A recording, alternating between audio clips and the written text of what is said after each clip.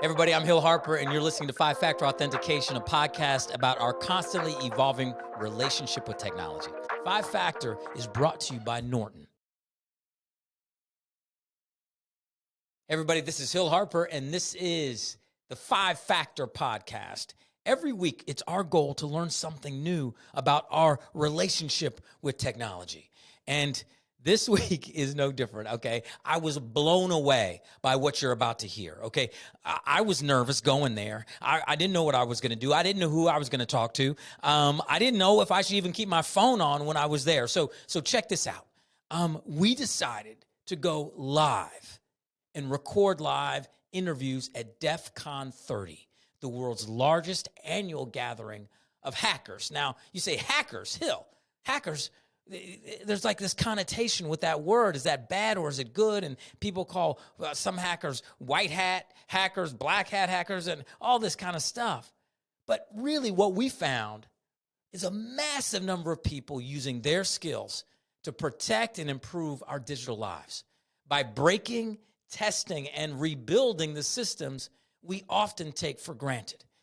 Check this out. From a bank robbery prevention expert to an aspiring 18-year-old security systems tester, let's meet the hackers as we take a peek behind the curtain at DEFCON 30. I'm Jason E. Street. I'm a hacker, but for DEFCON, I'm the DEFCON Group's global ambassador. So I try to show the initiative and show exactly what hackers are all over the world. It's like I go to conferences, like next month I'll be in Kazakhstan and Oslo. It's like I've been to Dubai this year and Dublin.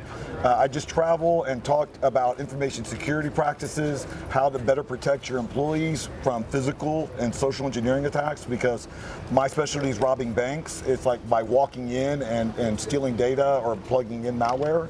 And so I give those talks like that, but then it's all about security awareness. It's not about compromising. To me, it's not about exploits, it's about education. So hey, I'm El Marquez. I am a senior technical trainer and researcher at a company called Grim. And right now, the reason I came, well, I help organize and do security here, but also, we volunteer with a company called Operation Safe Escape. So we help victims of domestic violence be able to escape their abusers, especially when they're being targeted by technology. Wow. And so coming here, talking to people and, seeing how they can volunteer, how they can help us, and, bringing in people who don't feel they're that technical yet and showing them the fact that they are and how they can get started. I'm definitely not technical. So. And I mean, when I started, I really wasn't, but being able to come in and help and learn from others has been just life-changing. That's awesome. And I'm Chris, I'm the director of Operation Safe Escape, and one thing I love about coming here is there's a whole lot of do-gooders and potential do-gooders. There's a lot of people that have technical skills that never realize there's a way that they can apply it so directly to help people that they've never met, but people that desperately need the help.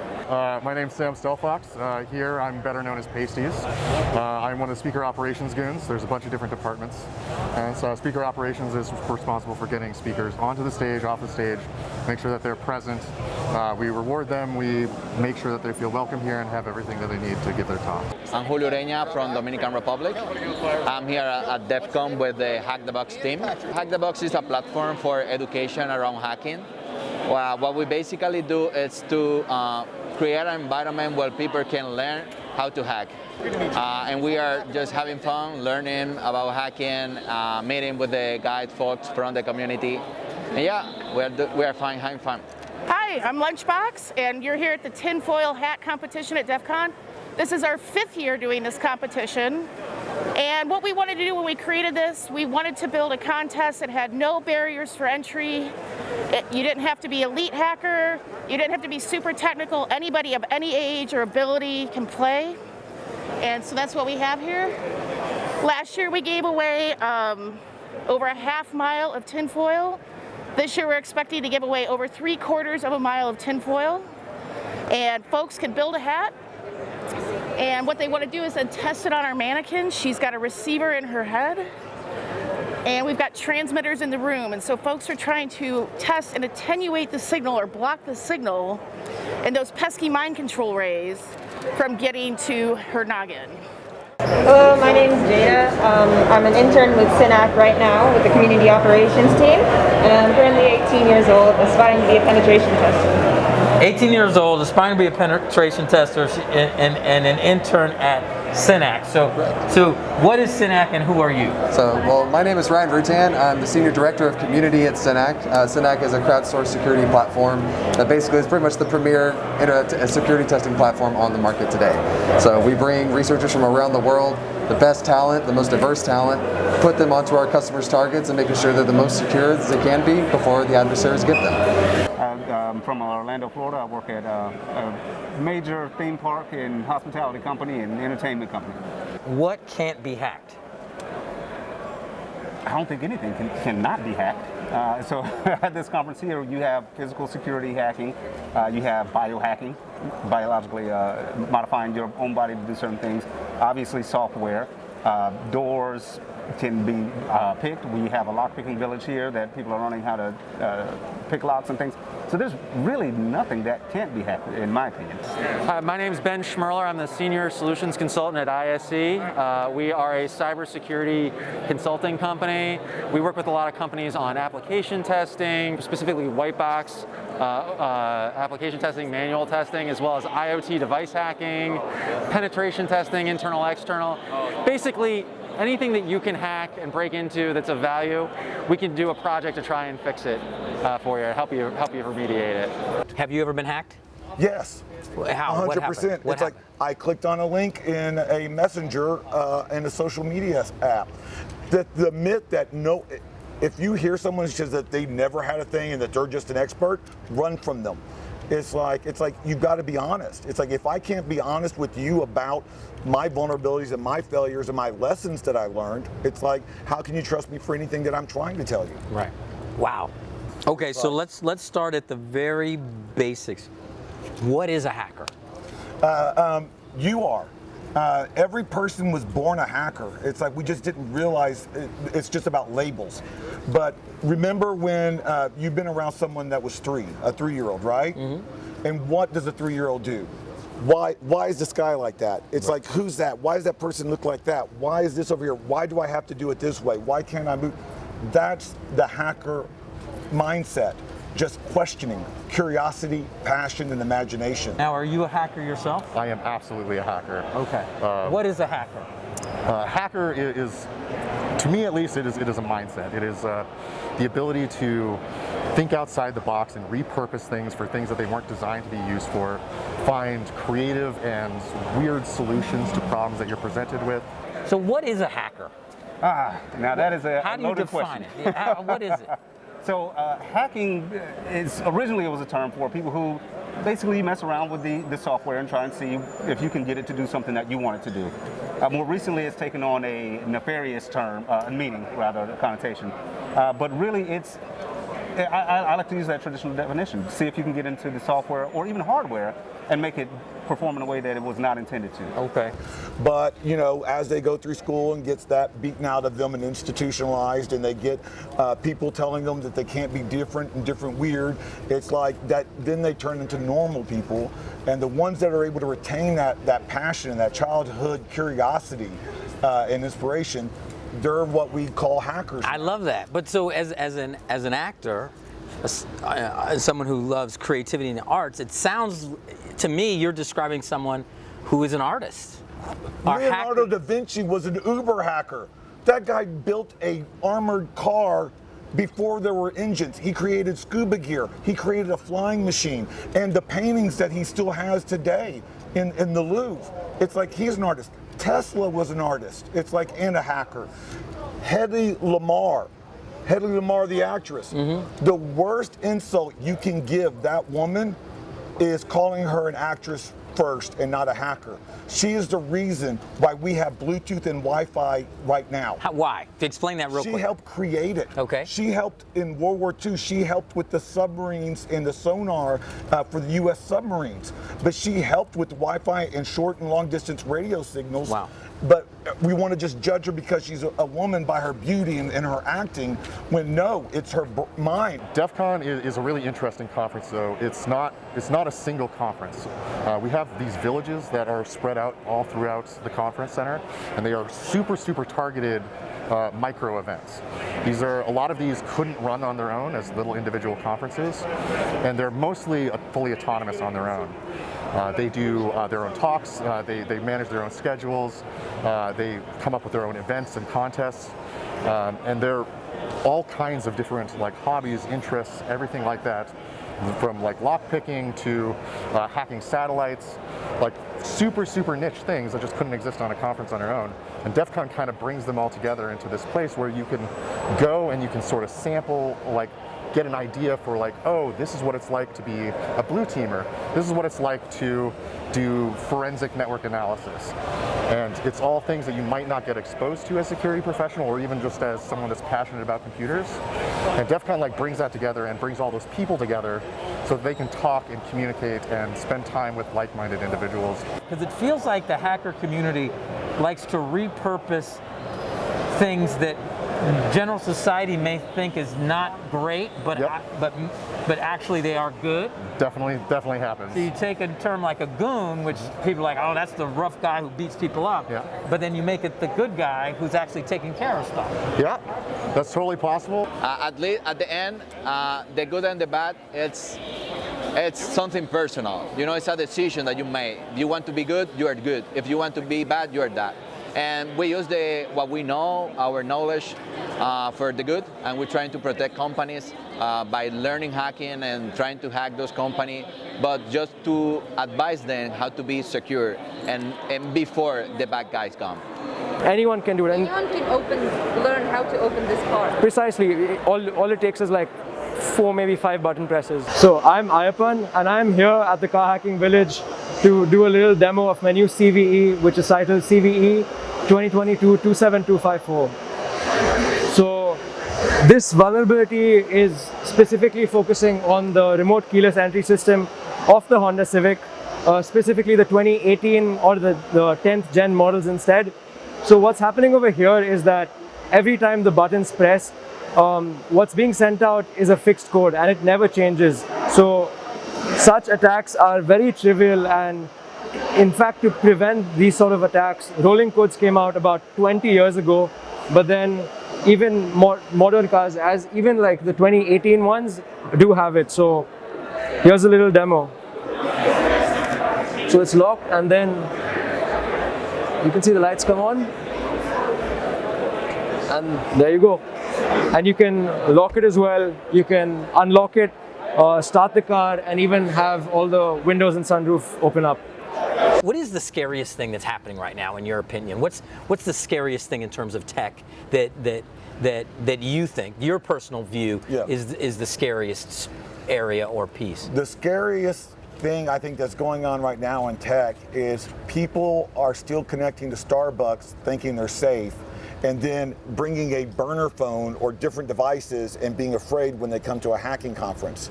You are more likely to be compromised at Starbucks or your hotel Wi-Fi than you are at a hacking conference.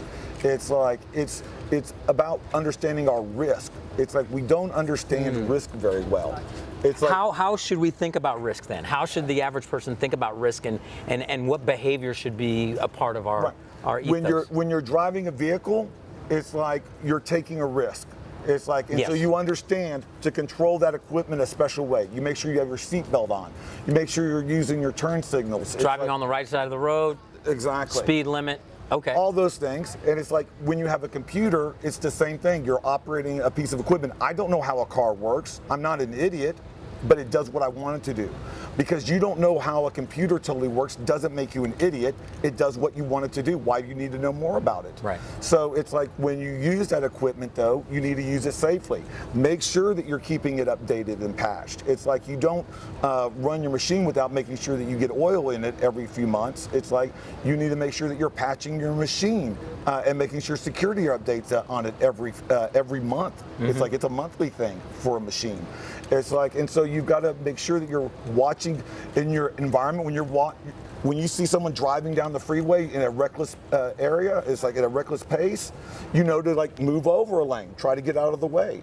So you have to have that same caution when you're on the internet. When you get some kind of suspicious email, that's when you get into that, you know, bad neighborhood and you roll your windows up. You know, you don't click the link, you don't go to that website, and you just be very careful about what kind of people you talk to. But let's talk about this then. But if we start thinking too much like that, doesn't human nature start, if you're not familiar with something, you start to get so scared that you start to pull back and you start to say, I'm going to become analog, I don't even want to interact. But there's so much benefit that technology offers, and if you're locked out, there's so many communities, particularly many marginalized communities where education hasn't gotten there, that folks are so afraid of a lot of the stuff, certain types of fintech, certain types of other opportunities that could deal with like wealth gaps and things like that they don't engage in because of fear.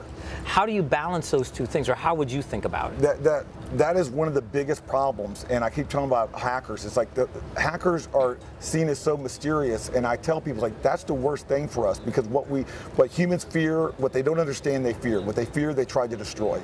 It's like we need to make it more understanding, and empowering the tech here and being able to go. I'm a high school dropout who used to live behind a dumpster. It's like it was technology, it was IT that helped me get to where I'm at now.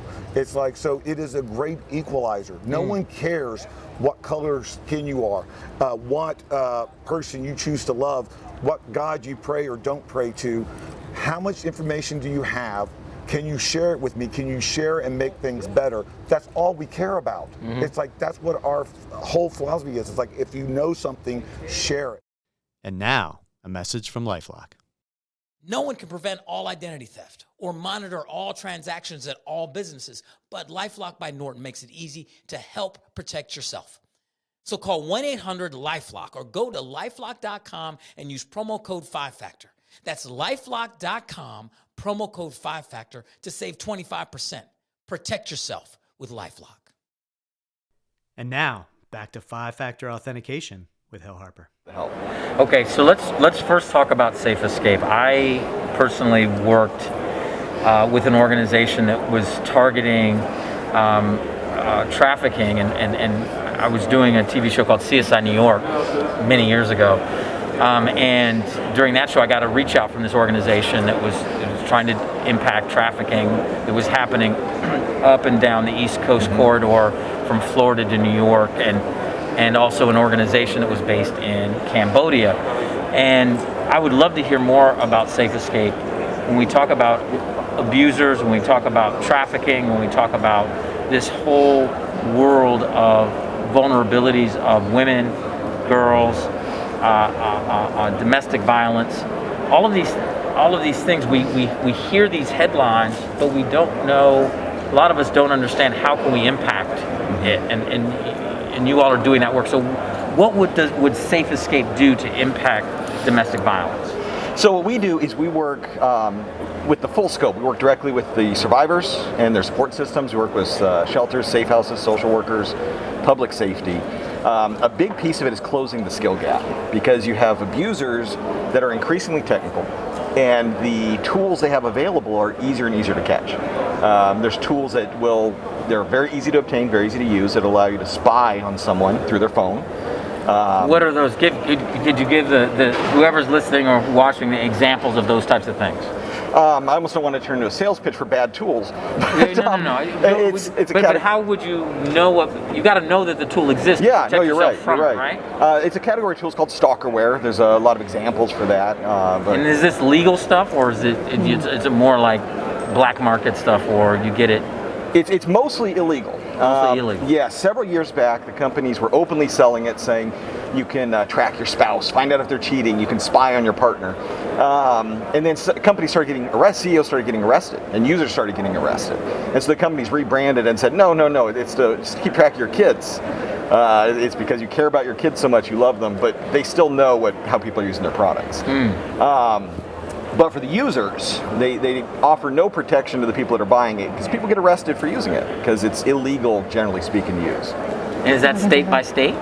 It is. The states differ significantly, but still falling under general stalking statutes and wiretapping statutes. It does sometimes get into the federal law as well. And are these mostly people that are being targeted, or is it more of a domestic situation, people that they know or are in relationship with, or are they people who they know them from afar, they worked with them, or they met them somewhere, and then they start stalking, or what? So what we're seeing, we're founding members as well as the Coalition Against Stalkerware, which is an amazing organization that focuses on stalkerware. And what we're generally seeing is it tends to be the person's directly known, the victim's directly known by the attacker. Right. Yep. Because they have to get access to the device to install it anyway. If I can interject, you know, myself, the reason I got involved is I'm a survivor of 15 years worth of domestic violence. And one of the ways that my abuser was able to do it was things like find my iPhone. He made sure that everything was connected to his account. He could see where I was, how long I was there. You can also connect your messages to another device, so he could see, and I didn't even know the messages part. He could read messages to who I was talking to, what I was saying. Wow. And at the time, I didn't have the knowledge or the skill to even know that these things were possible. Wow. And so it makes me think that there are things that we do that we may not even know are happening behind, right? And so why is coming here for you two so important? Why come to DEFCON, and what do you think DEFCON represents for the work that you're doing? I think the biggest thing for me is I can sit online and talk to people through message boards all I want. I can, just sit there and reach out through people who want to volunteer. But when I can sit down in here and talk to you, and you can tell me, oh, well, I just got started. I only know a little bit on networking. Great, we could use your help. You know how often you can do this and you don't feel like you know everything? We have people who have been doing this for a while. Sit down with them, learn from them. And you're gonna believe me and wanna work more with me when I'm sitting here face to face than just sending you random messages or emails. Absolutely. That's exactly it. For me, it's very much the same thing. There's a lot of really, really smart people here doing really interesting research. And the number of times that we've had the conversation saying, hey, we're concerned about this particular method, where we have someone that's concerned that their car's being tracked by this method or something like that. And someone says, oh, I'm doing research on that. Let's talk about it. So the people that come here tend to not only be, in many cases, doing interesting work, but very happy to share it as well. You have to understand there are, God, what would you say, thousands, hundreds of thousands of people in this exact same situation. Yeah. We're not here to judge. We've been through this, and we are here 100%. All across the country? Absolutely. Or just local? All across the country. Okay. And so if someone who's either listening to this or watching it is vulnerable or feeling vulnerable or needs help, how can they reach you? So I think the first thing would be make sure you're doing it from a safe device. If you think your devices are being compromised or tracked, find a safe one, a library, a trusted friend, something like that. Okay, let's go back real quick. For somebody who doesn't even know whether their device is safe, would you walk me through how would I use a library as a place of contact? What would I do? Like, take me through the steps. Yeah, that's great. That's a great question. So what I like about libraries, computer labs at schools, things like that, is it's fairly anonymous. Sometimes those computers do get viruses and things like that, but it's not targeted towards the individual. So if you go to a random location that the abuser or potential abuser doesn't have access to or doesn't know that you'll be going to, they haven't had the opportunity to compromise the device, to put a keylogger on it or something like that.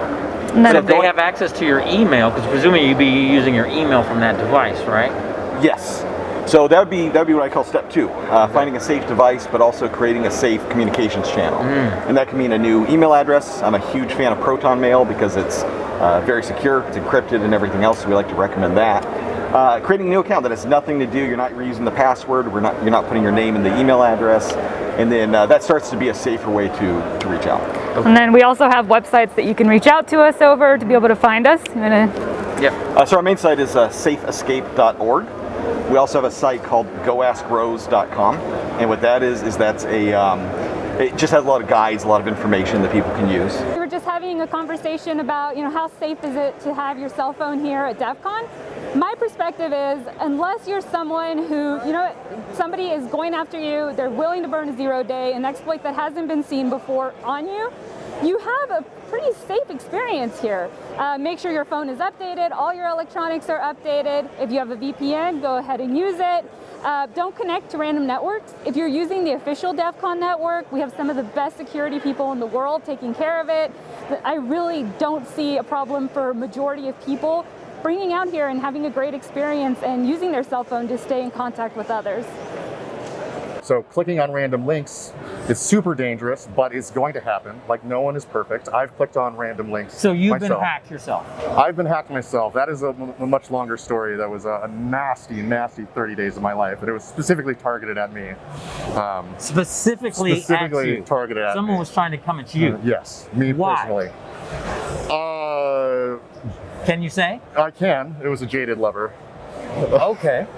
Wow. Yes. Wow. Yeah. And so this person decides they want to get back at you. Yes. Because that could happen to any of us. It could happen with a coworker. Yes. It could happen with. And so, how did you deal with that? Talk to me about the process of how someone like you, who has experience and knowledge, dealt with being, a target. Yeah, so it started out with my cell phone number getting changed on me without my notice. Like, suddenly my friends were no longer able to call me, and what they were doing was trying to get access to my two-factor authentication stuff, which allowed them to do stuff like password resets on my email. They were able to get into my bank account. Like, I started getting security alerts on my personal web server. Didn't really think anything of it. The internet's kind of a hostile place and things happen sometimes. And I was busy doing other things. My cell phone got hoarded away from me, and the only way that I even knew that happened, my phone was still working from my perspective. I was still able to make phone calls, still able to send text messages, but it started coming from a different number, and my friends were no longer able to call me. And they specifically did that so that they can start getting access to the password resets that are sent by phone, a two-factor system through phone. At the time, I was not using like the best passwords, so as soon as she got into one of them, she got into a bunch of different other things. It was sort of like a personal life lesson of actually using a password manager and using different passwords everywhere. There is nothing that is unhackable. Even people can be hacked. That's what DEFCON's all about. You have amazing people, amazing villages. There's a lot to learn out here. Boy, I'm not a young guy anymore, so certainly I've had accounts broken into, but over the years I've gotten a lot better at it. I mean, it's super important that everybody does the basic stuff. You have good password policy, endpoint protection, multi-factor authentication, all that stuff, as well as use the right products that actually go through the right methodologies to actually test and actually address vulnerabilities. A lot of people do business with companies that don't take the right approach to security, and then they pay the price, not the company.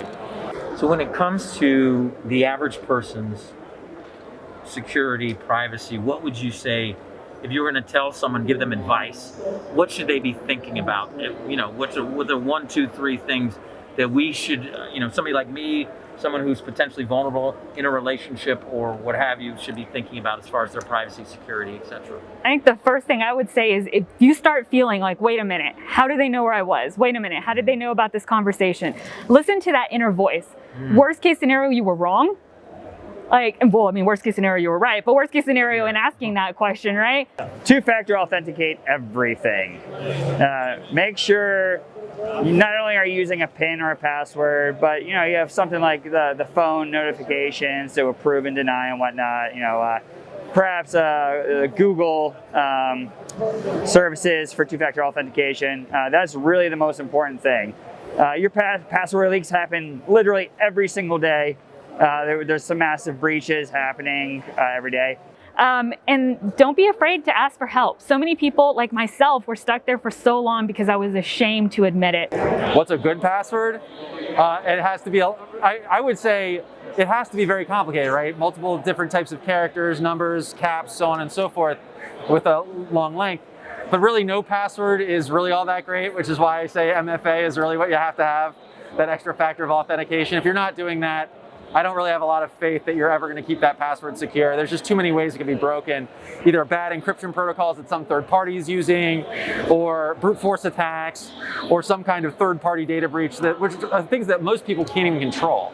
A good password would be a phrase, right?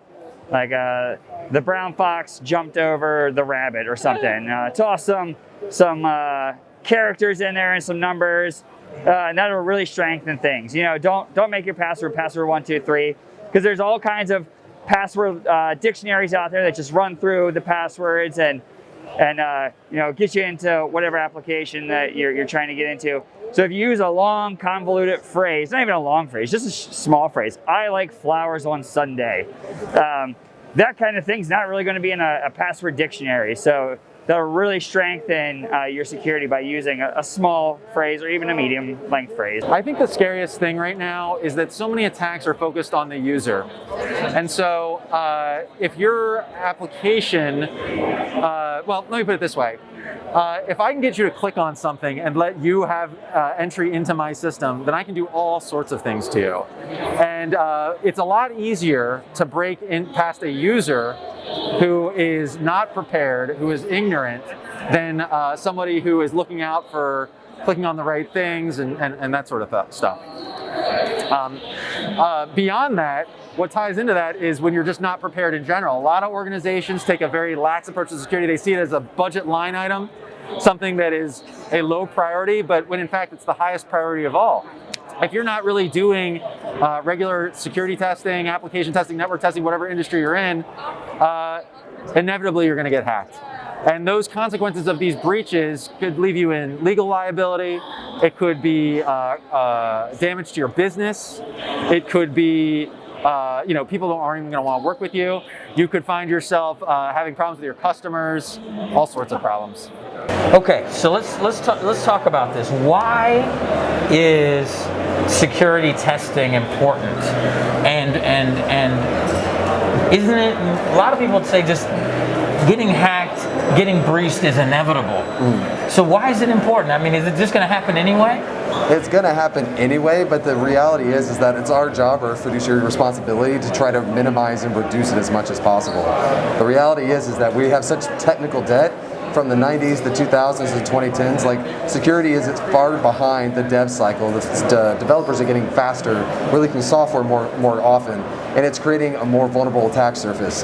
Back historically, if you got hacked, it was a single bludgeoning thing. You got hit and you affected one company. Today, everyone is so intertwined together, it's a responsibility of everyone to be secure, because you might be the weakest link in the next big data breach, the next big privacy PII leak. So again, at the end of the day, to protect the security of everybody, everyone has to be there. So we just need to bring the resources from around the world together to make that happen. And unfortunately, there's far too few trained security professionals out there to cover all the assets that are out and live today, which is why what we're doing is trying to make sure that one researcher can affect multiple companies, multiple assets, and bring that skill and help train and mentor others inside a community setting to make it so that we can affect as many targets as possible with with the right size number of people. So Jay, at 18 years old, what made you interested in this world of security testing and breach and hacking and all of that?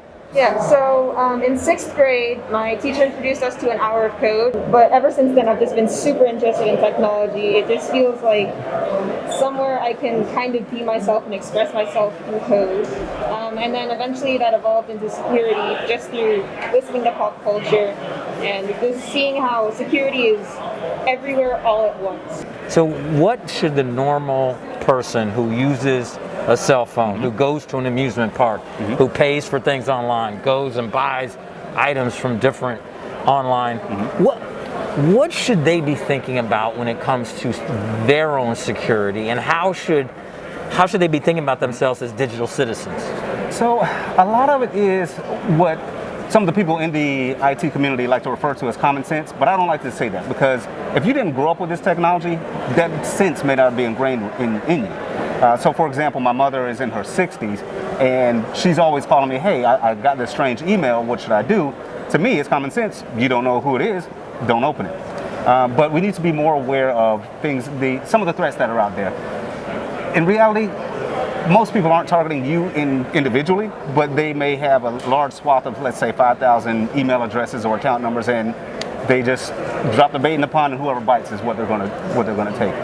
So we just want to make sure that we're as cognizant of those types of things as we can, and try and use, I won't say common sense, but some good sense. If it was a real person in real life and they said, hey, I need your account number. Would you give it to them? No.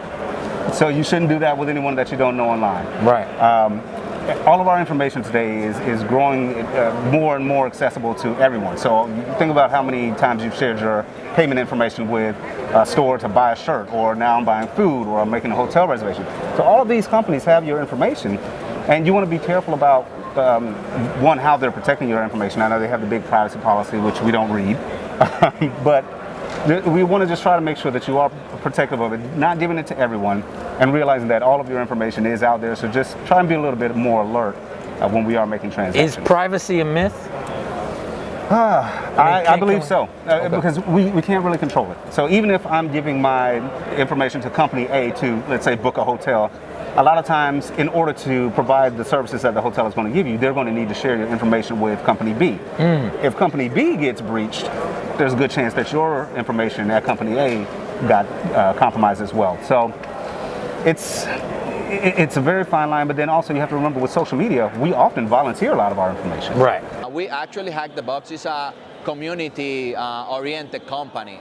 So what we do is for the community, we try to have a lot of free content for the people that can want to learn how to hack, they want to join cybersecurity. We have a gap on cybersecurity professional right now, and we're trying to help that gap to be filled by what we do in Hack the Box. So I'd like to add one more thing to when you talk about hacking stuff. One of the first major U.S. recalls of a car happened with Jeep Wrangler with 0 deaths. Most times you get car recalls, someone's had to die. Do you know why that recall happened without any deaths? Dr. Charlie Miller and Newt Haberdasher, that's his Twitter handle, I'm not good with names. It's like they showed, as hacking, they showed the vulnerabilities. They did a responsible disclosure to the manufacturer, and the manufacturer had to act on it. So it was hackers that caused a recall without having to cause death, so saving lives of people. Right. That's what hackers do. The biohacking village is the same thing. They're working and showing discoveries of insulin pumps, pacemakers, medical equipment that is currently in use right now.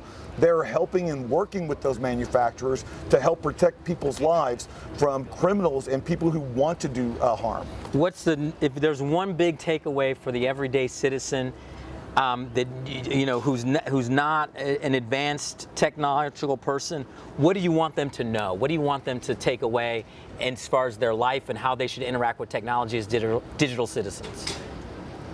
Be cautious and be kind. It's like those are the main things. It's like understand that the person that you're facing on the other side of the keyboard is a human being.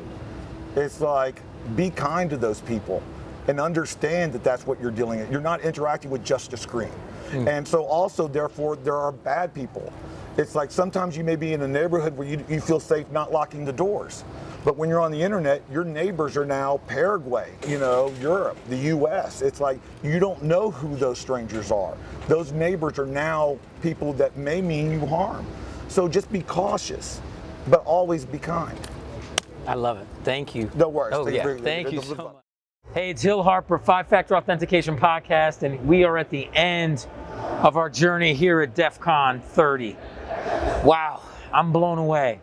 I'm simultaneously inspired, a little frightened, a little nervous, but mostly excited about the future, excited about what the future holds, because so many people here are about being curious about how to find solutions to make the world better, solutions of using technology to improve the world. All of these people here are curious people.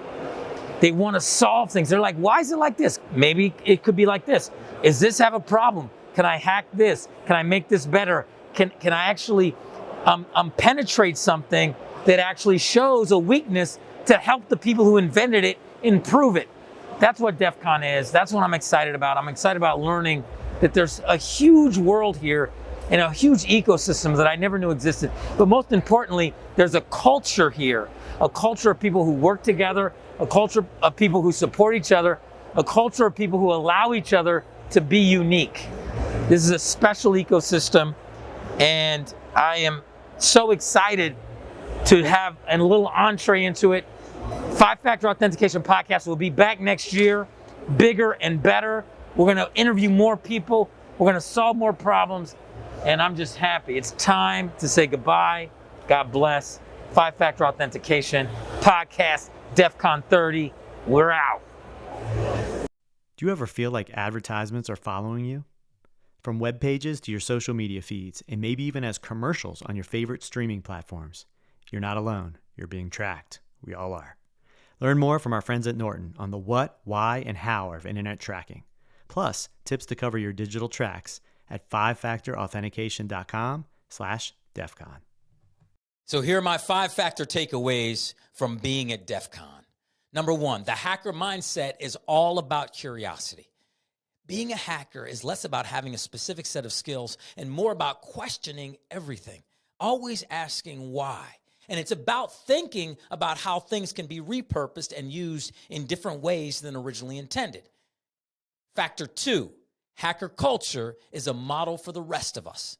There's an implicit trust among hackers. Even if it's backed by protection, people are honest about their experiences. Everyone will admit to being hacked themselves and are looking to support one another in their work. Factor 3, hacking benefits more causes than you might think. So many people are hacking for good.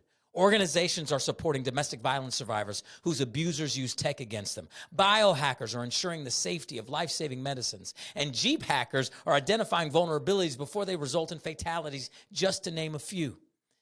Factor 4, solutions are crowdsourced. DEFCON is all about bringing people together. Everyone's experiences matter. There are tons of different specialties, but the magic happens in the interactions among people coming from different vantage points and working together. And finally, factor 5, threats are so commonplace. Don't bother asking what can be hacked. Everything can be hacked, and everyone can be a hacker. Assume there is risk and act accordingly. It doesn't mean you have to know the ins and outs and how every device works, but just the basic steps to protect yourself. That's my 5-factor takeaways from my visit to DEFCON 30. Please listen to the whole show when you get a chance. I loved being there, and it's a great, great, great learning tool. I'm Hill Harper, and thanks for listening to 5-Factor. Make sure you subscribe on Apple, Spotify, YouTube, or wherever you catch your podcasts. And follow us on Instagram at 5-Factor Podcast. 5-Factor is brought to you by Norton and produced and distributed by K Global in partnership with Spaceman World Media. Norton empowers people and families around the world to feel safer in their digital lives. So you worry less about the darkness of cybercrime. Whether it's protection for your devices, online privacy, identity, or everything all in one, Norton makes it easier to keep your digital life safer. Opt in to cyber safety.